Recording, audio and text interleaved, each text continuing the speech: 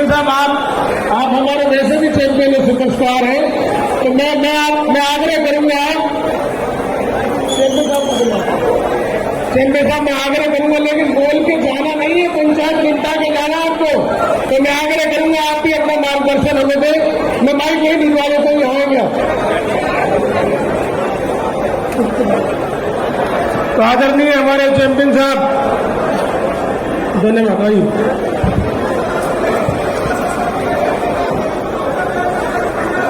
आइए सम्मानित मंच,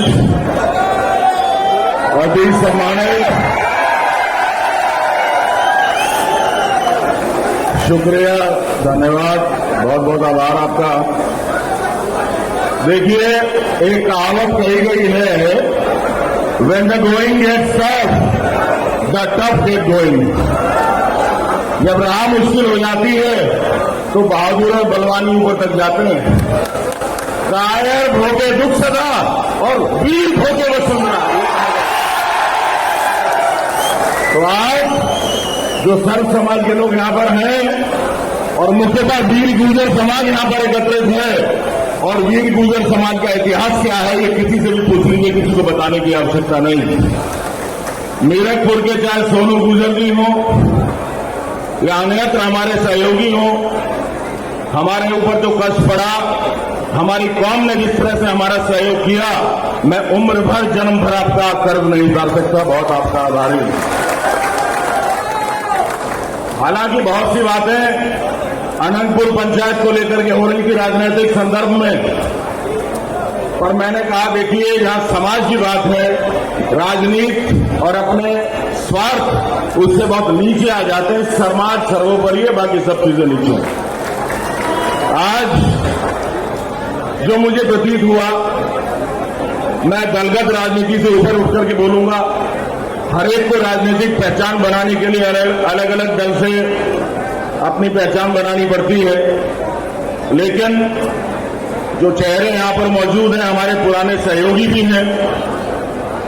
हमारे भाई सतपाल महाराज जी आज की डेट में जो माननीय सांसद हैं सोनीपत से, छोटे भाई माननीय विधायक अतुल प्रधान जी, हमारे छोटे भाई माननीय सांसद दीपेंद्र हुड्डा जी, आपके फादर साहब से हमारा बड़ा अच्छा ताल्लुक रहा है और उनसे बहुत कुछ सीखा जिंदगी में हमने। हमारी बेटी इकरा, भाई बहुत अच्छा लगता है बेटी और बेटे जब आगे निकलते हैं, और भाई मुनव्वर जो बब्बर शेर था जिंदा, मुझे याद आ जाता है उसका, आज तक डरा नहीं किसी से, कभी थका नहीं। बात दीगर है कि उसको कुदरत के हाथों ने हमसे छीन लिया, नहीं तो गिनीज बुक में वर्ल्ड रिकॉर्ड में नाम लिखाने वाला अकेला मुनव्वर हसन है, आपको याद होगा। हर हाउस में उनका रिप्रेजेंटेशन रहा, और आज हमारी बेटी जब आगे बढ़ती है तो फख्र से हमारा सीना चौड़ा हो जाता है। हमारे भाई टिकैत साहब, जिनके फादर साहब से बाबा महेंद्र सिंह टिकैत जी से मेरा बहुत नजदीकी रिश्ता रहा, मेरे ताऊ जी, जिंदगी में संघर्ष करना हमने उनसे सीखा। जब पहली बार विधायक बने थे हम 2002 में, अब से 24 साल पहले, 23 साल पहले, उनका बहुत आशीर्वाद हमारे ऊपर रहा। बाकी मैं जिनका नाम नहीं ले पा रहा हूं, उनके प्रति भी अपना सम्मान प्रकट करते हुए मैं ये कहना चाहूंगा कि हमें समस्या का निवारण ढूंढना है, समस्या को उठा करके काबू से बाहर नहीं करना। मेरी बात का बुरा ना माने, मैंने कल अपना एक स्टेटमेंट फेसबुक पर डाला था और उसमें मैंने कहा था कि इंडियन फॉरेस्ट एक्ट अंग्रेजों ने, जब अंग्रेजों की हुकूमत हिंदुस्तान पर थी, भारतवर्ष गुलाम था, 1865 1865 में से 150 साल पहले बनाया था, और इस नियत से बनाया था कि भारतीयों का शोषण हो सके और यहां के फॉरेस्ट सोर्सेज का दोहन हो सके। जहां पर कोई पेड़ भी नहीं हुआ करता था उस जगह को चिन्हित कर दिया और कह दिया फॉरेस्ट लैंड है। लेकिन जैसे बिटिया ने कहा, इकरा ने, क्या राजा अनंतपाल सिंह का नाम इतिहास के पन्नों से हट गया? बोलो, हट गया क्या? है अभी भी? कौन नकार देगा इतिहास को? अनंतपाल तोमर राजा का बसा हुआ अनंतपुर है, कैसे इसको झुठला दिया जाएगा? कहां अंग्रेज थे जब ये बसा?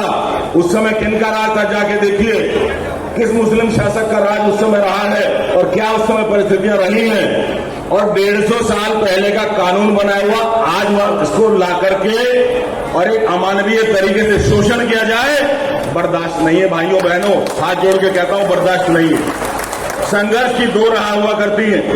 जब आजादी की लड़ाई चल रही थी तो कहा जाता था कि एक तो हिंसावादी है, एक अहिंसावादी है।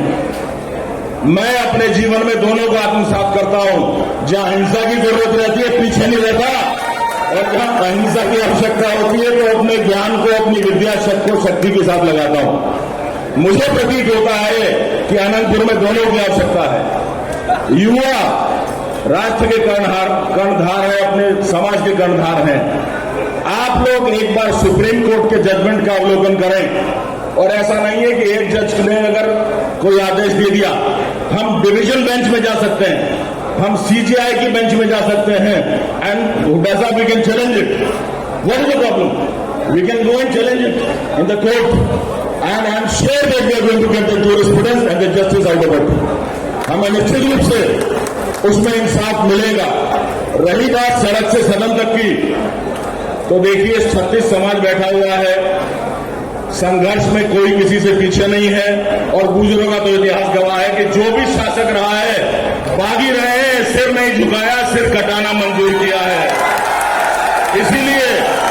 इसीलिए आपको फायदा नहीं मिला सत्ता का, आपको जाकर के नदियों के किनारे में रहना पड़ा, पहाड़ के पठारों में जाकर रहना पड़ा, लेकिन अपने शाइस्तगी के लिए, अपने अखलाक के लिए, अपने ईमान के लिए अपना जमीन का सौदा नहीं किया। ये आपकी पहचान होती है। तो संघर्ष में तो आप पीछे हैं नहीं, मुझे पूरी उम्मीद है। बाकी हमारे बड़े यहां बैठे हुए हैं, जो निर्देश जिनके लिए है उसका पालन किया जाएगा। और अंतोगतवा मैं बहुत आशावादी हूं, I am a very optimistic person. मुझे उम्मीद है कि जो वीर समुदाय यहां पे आया है, जो 36 कौम आई है, इसका निर्णय आपके हक में आएगा। ईश्वर कृपा से, इंशाअल्लाह, वाहेगुरु की कृपा से, and by the grace of God. मैं उत्तराखंड से वो भीनी ठंडी हवाएं आपके लिए लाया हूं। हालांकि मैं लेट हो गया आने में, क्षमा प्रार्थी हूं, क्योंकि जनपद हरिद्वार में कांवड़ यात्रा चल रही है, आप जान रहे हैं, और कांवड़ियों को जरा सा गाड़ी टच हो जाए तो गाड़ी और ड्राइवर को सब कुछ छोड़ते नहीं वो लोग। तो हम 2-2.5 घंटा लेट हो गए। चक्कर में मैंने बोलो भाई हाथ जोड़ के हमें जान दो, हम महापंचायत में जा रहे हैं, नहीं तो मैं 2.5 घंटा पहले आ जाता। मुझे प्रताप जी ने आदेश दिया है कि अभी जाऊंगा नहीं। मैं जाने के लिए नहीं आया, आपके बीच में आया हूं। लहरों से डर के कभी कश्ती पार नहीं होती, और हिम्मत करने वालों की